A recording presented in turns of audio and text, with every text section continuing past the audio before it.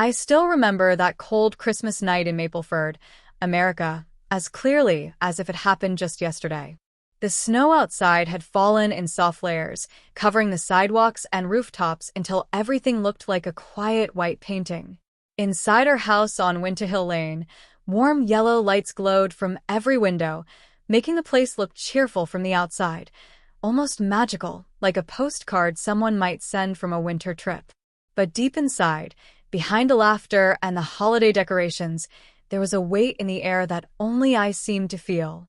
It was the kind of weight that sits in your chest and tells you something bad is coming, even before anyone says a word. Our house was filled with people, neighbors, distant relatives, co-workers of my parents whom I barely knew. They were drinking, talking loudly, and pretending everything was perfect. I stood beside the Christmas tree, holding a cup of warm chocolate, letting the steam brush against my face. The tree was tall and elegant, decorated with red ribbons and tiny white lights that blinked softly. I loved looking at it even though I felt like a shadow in the room. I kept hoping my parents would come over and say something nice to me, even something small, "Merry Christmas, Sarah." But they stayed far away, laughing with guests and holding their glasses of expensive wine like they were the king and queen of the evening. I was used to being ignored, but that night the silence felt sharp. I watched the way my mother, Evelyn, smiled at everyone except me, and the way my father, Grant, walked around the room like a man showing off a trophy he didn't earn. Every time their eyes crossed mine, they quickly looked away, as if I didn't exist. I tried to tell myself that maybe they were just busy hosting, that maybe they would come to me later. But a quiet voice inside me whispered that they wouldn't. It whispered that they never did. After about an hour, my mother clapped her hands to get everyone's attention. She always loved being the center of every room, and the guests turned to her with polite smiles. My father stood beside her, his posture stiff, his jaw tight like he was preparing for something. I felt a strange chill run through me. I didn't know what they were going to say, but I could feel the shift in the air, the way people suddenly waited, the way the room seemed to pause. Then they said it. "We want to make an announcement," my mother said, her voice smooth and calm, as if she were talking about dinner plans. "Grant and I are getting divorced. We've decided it's the best thing for both of us." A few people gasped softly. Some glanced around awkwardly. But no one expected what came next. My father pointed directly at me. His hand didn't shake. His face didn't soften. "And we have nothing to do with this girl anymore," he said. "She's a burden we can't take." The words hit me so hard I felt the ground tilt. For a moment, I couldn't breathe. I just stared at him, waiting for him to say he didn't mean it, waiting for my mother to step in and correct him, waiting for someone, anyone, to stop this terrible moment from happening. But no one did. My mother nodded like she was agreeing with a boring conversation. "We've tried for years," she said. "We simply can't keep her." The room went silent. I could feel every pair of eyes on me, some shocked, some embarrassed for me, some pretending not to care. My throat tightened, and before I could stop myself, tears began sliding down my cheeks. I wasn't just crying because they said those words. I cried because a part of me had always known they were true to them. I cried because the one hope I still held, that someday they might love me, finally broke. I thought I was alone. I thought no one would come to me or wrap their arms around me or tell me that my parents were wrong. But then a warm, steady arm wrapped around my shoulders, pulling me close. It was my Uncle Harrison. He was my father's older brother, quieter and kinder than anyone else in the family.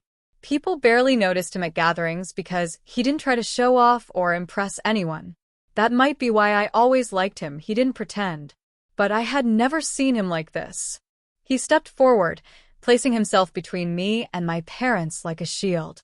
His eyes burned with anger I had never seen before. When he spoke, his voice shook the entire room. "From now on," he said loudly, "this is my daughter." Gasps echoed across the room. Even the Christmas music seemed to shrink into the background. Then he turned to my parents, his expression cold and full of disgust. "And you too," he growled. "Get out of my house." My parents froze. For the first time in their lives, they looked small. My mother blinked at him with disbelief, while my father tried to laugh it off. "Harrison," my father said, forcing a smile. "You're being dramatic. We weren't serious." "Yes, it was just a joke," my mother added quickly, stepping forward as if she could charm him. But Uncle Harrison didn't move. He didn't soften. He didn't let go of me. "You don't get to call it a joke," he said. "Not after you humiliated your own child in front of a room full of people. Not after years of treating her like she doesn't matter." My parents looked around the room, searching for support, but no one dared to speak. No one wanted to stand against Harrison, not with the way he looked in that moment, strong, certain, unshakable. When they realized no one would help them, they finally lowered their heads and walked out. My father didn't look back. My mother did, but only for a second, and her face showed annoyance rather than regret. The door closed behind them, and the house felt strangely quiet. I cried harder then, not from sadness, but from relief. For the first time in my life, someone had chosen me. Someone had stood up for me. Someone had called me daughter with pride. Uncle Harrison tightened his arm around me and whispered, "You're safe now, Sarah. I've got you." And that night, for the first time in years, someone held me like I mattered. The morning after the Christmas party felt strangely quiet, as if the entire world was holding its breath. I woke up in my uncle's guest room, wrapped in a thick navy blanket that smelled faintly of cedar and old books. For a moment, I lay still, unsure whether the night before had really happened or if it had been some sort of dream, one of those dreams that start as nightmares but end with a hand reaching out to save you. But when I heard soft footsteps outside my door and remembered the sound of my parents being pushed out into the snow, the truth settled over me like a heavy coat. It had all been real. I walked downstairs slowly, my heart beating too fast for someone who had just woken up. Uncle Harrison was sitting in the living room near the stone fireplace, the warm light flickering against his face. He wasn't dressed like a billionaire. He wasn't even dressed like someone who had slept. His brown sweater was slightly wrinkled, and his hair looked as if he had run his hands through it too many times. But when he saw me, his expression softened in a way I had never seen from anyone in my family. "Good morning, Sarah," he said gently. "Come sit with me." I sat down on the couch across from him, hugging my knees. For a moment, neither of us spoke. The fire crackled softly, filling the silence. I wondered if he regretted what he had done, if he felt guilty for standing against my parents so publicly. I wondered if he would send me back to them now that the anger had cooled. But instead, he leaned forward and said something that changed everything. "I have something to tell you. Something I should have told you long ago." His voice was calm, almost too calm, and it made me tense. People in my life didn't usually start sentences like that unless it meant something bad. I prepared myself for disappointment, but the words that came next were not what I imagined. "Sarah, I am not the man people think I am." I frowned slightly, confused. He gave a small, tired smile and continued. "Everyone believes I am poor, that I have lived a simple life because I had no choice. But that isn't true. I chose this life. I chose the old coat, the quiet house, the plain meals. I chose to let the world think I had little." I blinked at him, unable to speak. The idea of choosing poverty was something I had never heard before. But why? I finally whispered. He looked into the fire, his eyes distant. "Because, Sarah, money makes people forget who they are. It twists their voices, changes their hearts. When you have money, people respect your wallet, not your soul. They pretend to care because they want something from you. But when you have nothing, when they think you have nothing, that is when their true nature shows." The words struck me with surprising force. I thought of my parents, of the guests who suddenly avoided looking at me after the announcement, of all the ways people in my life had shifted depending on who was watching. "I wanted to live in a way that revealed people," he continued. "So, I hid everything. Every dollar. Every company. Every connection. I buried my real life so deep that even your parents never knew the truth." I swallowed hard. "What truth?" He finally turned toward me, and his expression was quiet but powerful. "Sarah, I am a billionaire." For a moment, I forgot how to breathe. I stared at him, waiting for him to laugh or correct himself. But he didn't. He simply watched me with the eyes of someone who had carried a heavy secret for far too long. I own a company in Rivershire, America, called Northcrest Innovations, he said. It is one of the most successful technology companies in the country. But my name is not on the company. I use a private code, and only a few trusted managers know who really runs it. I felt dizzy. The room seemed to tilt. My uncle, the man who wore patch jackets, who drove an old truck with a cracked mirror, who cooked simple meals in a tiny kitchen, owned a technology empire worth billions of dollars? It didn't seem possible. Why tell me this? I whispered. Because last night changed more than you realize, he said softly. Your parents crossed a line they can never step back from. And I will not allow you to return to a home where you are treated like a burden. You deserve better than what they gave you. Much better. His voice trembled slightly, not from fear, but from emotion. I had never seen a grown man speak like that, not for me, not for anyone. And suddenly, the truth didn't feel like a story. It felt like a door opening, one I never knew existed. He leaned back in his chair, staring into the fire again. I kept my wealth hidden for decades. Not because I enjoy pretending to be poor, but because I wanted to stay free from the hands that grab and the voices that flatter. I have seen how greed changes people. That is why I lived quietly in Mapleford, letting others underestimate me. A memory flashed in my mind, the way neighbors sometimes mocked him, calling him old-fashioned or strange. I remembered kids whispering that he was the poor uncle. I remembered how he never defended himself. He just smiled and let them think what they wanted. Now I understood why. Does anyone else know? I asked. No, he said. No one except my managers and my lawyers in Rivershire. Even they don't fully understand how much I own. I structured everything to keep myself invisible. I shook my head slowly. So all this time, you were protecting yourself?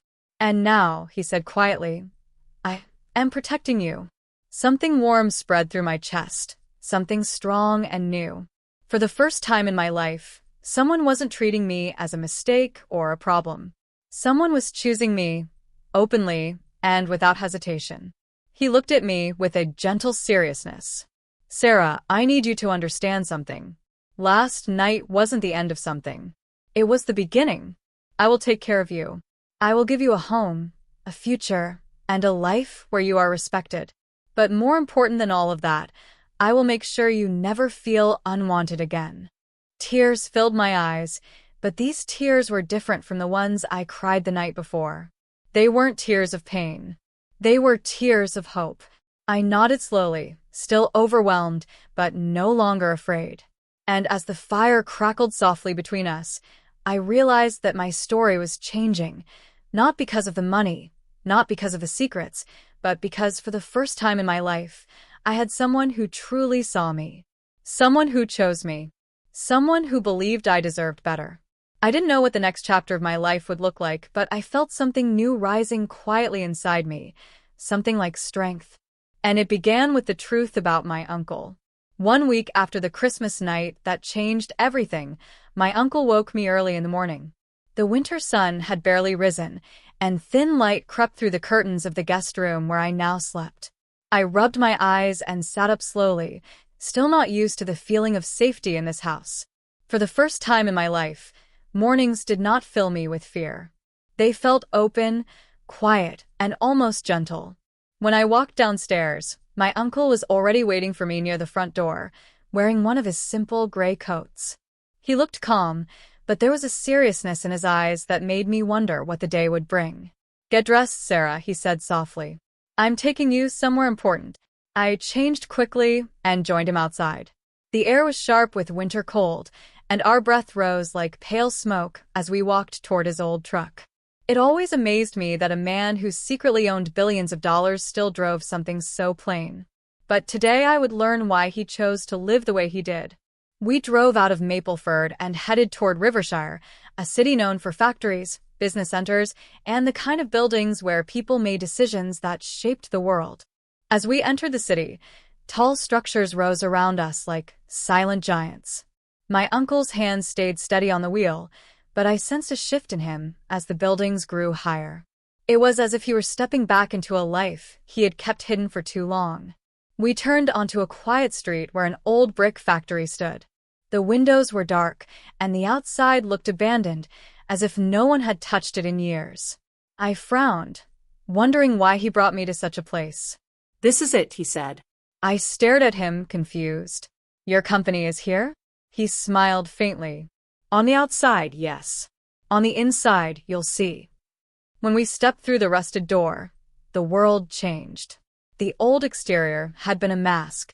Behind it was a stunning interior, a world of bright white marble floors, polished metal rails, and glass walls that reflected the light like water. Tall screens displayed maps, numbers, charts, and images of innovation. People in suits moved quickly through the halls, speaking into headsets or holding tablets.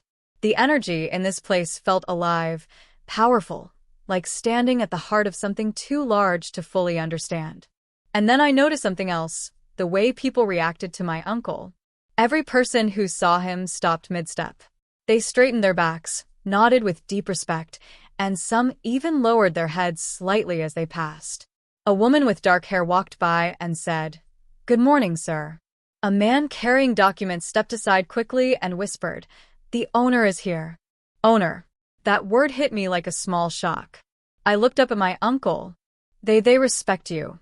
He nodded, though there was sadness in his eyes. "They respect the owner, Sarah.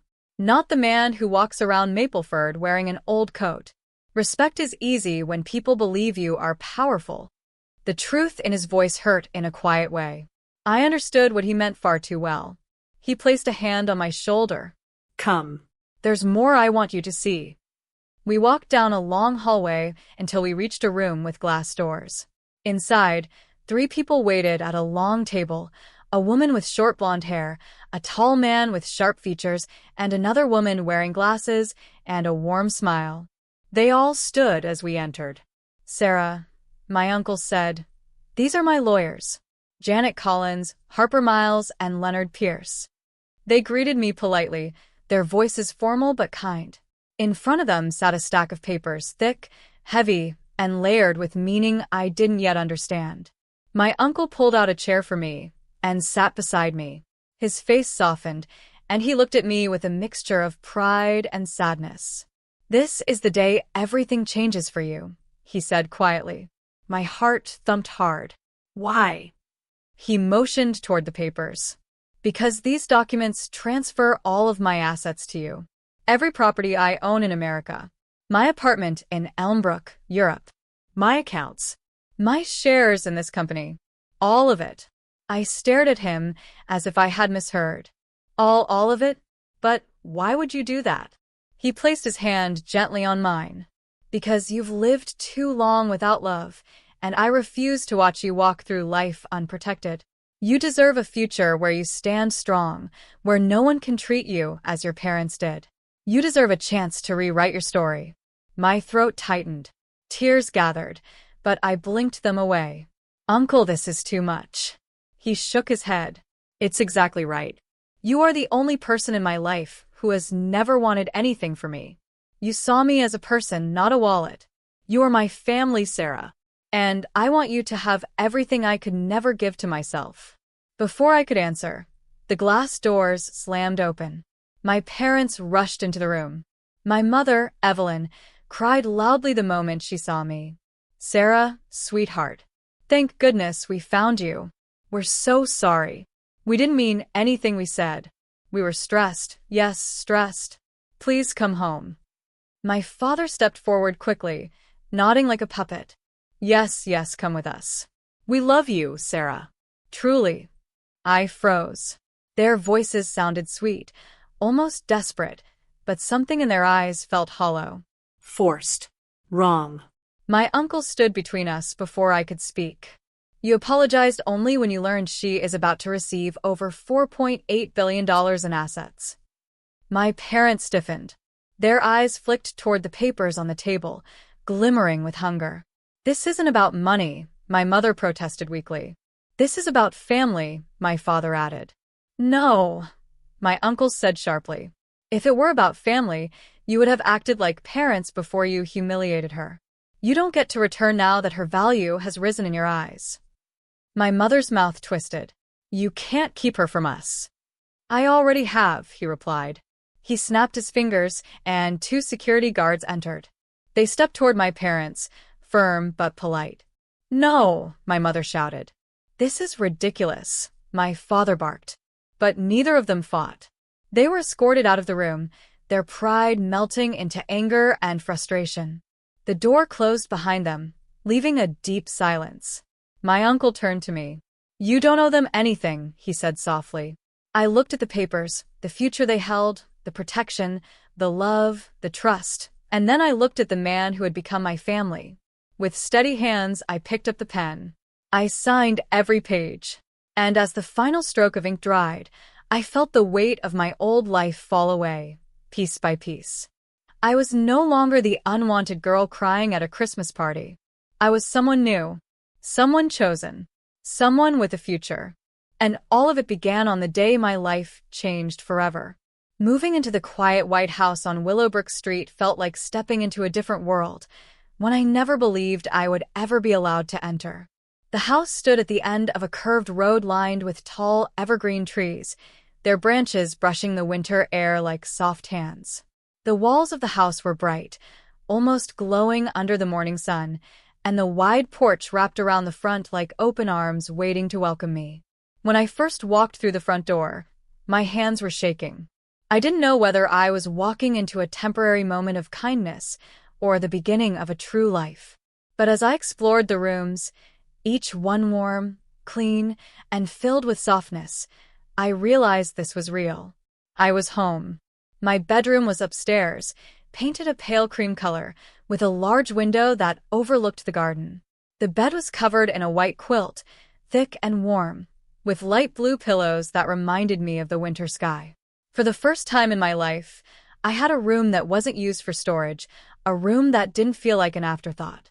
It was mine, my space to breathe, to think, to dream. I sat on the edge of the bed and let myself cry, not from sadness, but from relief. After so many years of feeling invisible, I finally had a place where I belonged. Even though my life had changed overnight, I refused to let the money define me. I still cooked simple meals, the same ones I used to make when my parents forgot to feed me. I woke up early, walked through the small park nearby, and let the cold air clear my mind. I even shopped at the same grocery stores as before, smiling politely at people who didn't know who I now was, who didn't know that I had access to more dollars than they might see in a lifetime. None of that mattered to me. What mattered was the quiet safety I felt every morning when I woke up in that house.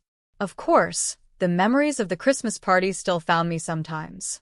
They came back suddenly when I least expected them, while stirring a pot of soup, while tying my shoes, while brushing my hair. I would hear my father's voice telling everyone I was a burden, feel my mother's cold agreement echoing in my chest, and my heart would ache all over again. But each time the pain rose up, my Uncle Harrison would remind me I wasn't alone. He never pushed me to forget.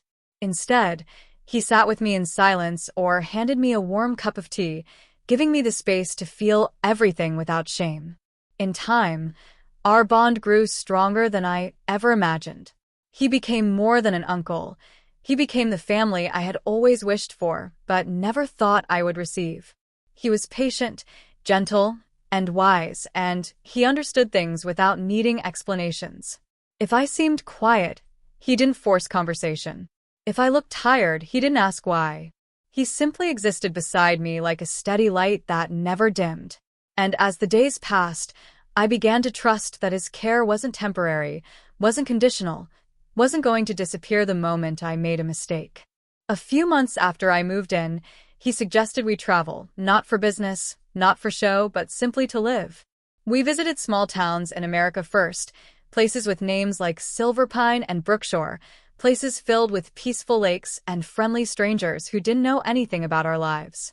We walked through farmers' markets, tried homemade pies, listened to street musicians, and talked about everything and nothing. Each moment felt like a piece of the childhood I never had, gently returned to me in the form of quiet memories. Then one spring morning, he said, "Sarah, there is a world beyond America that I want you to see." And just like that, we were flying to Europe, where the air carried a different kind of history, and every street seemed to hold a story of its own. One of my favorite places we visited was Brightford, a small European town with cobblestone streets and colorful houses that looked like they belonged in a painting. The town square was gentle and calm, with a fountain in the middle and old brick cafes that smelled of fresh bread and roasted coffee. We sat near the fountain one evening, the sun setting behind the rooftops, painting the sky in soft pink and gold. Tourists walked by us, laughing and taking pictures, but somehow the world felt quiet around us. That was when my uncle turned to me, his eyes reflecting the warm colors of the evening. "Sarah," he said softly, "you are not the burden. You are the blessing." The words hit me with a warmth I wasn't prepared for. My throat tightened, and tears filled my eyes before I could stop them. All my life, I had been treated as something heavy, something unwanted, something that ruined everything it touched. Hearing the opposite from the one person who had saved me felt like the sun rising inside my chest. I reached for his hand and held it tightly. "And you," I whispered, "are the reason I survived." He didn't respond right away. He just squeezed my hand gently, letting the truth settle between us like a promise. In that moment, I knew our bond wasn't made of money or obligation. It was made of choice, his choice to protect me, and my choice to trust him. When we returned to America, life began to shape itself into something steady and real. I started studying business and leadership, not because I wanted power, but because my uncle believed I had the mind for it. He wanted me to understand the world I was stepping into, the world of ownership, responsibility, and legacy. He reminded me often that wealth wasn't a prize but a tool, one that could either destroy or build, depending on the heart that held it. I tried my best to honor his faith in me, and as time passed, I realized that the girl who once stood crying beside a Christmas tree had become someone stronger. Someone capable of standing tall even in the face of pain. Someone worthy of love, respect, and a future. I am Sarah. This is my story. And this new life, is only the beginning.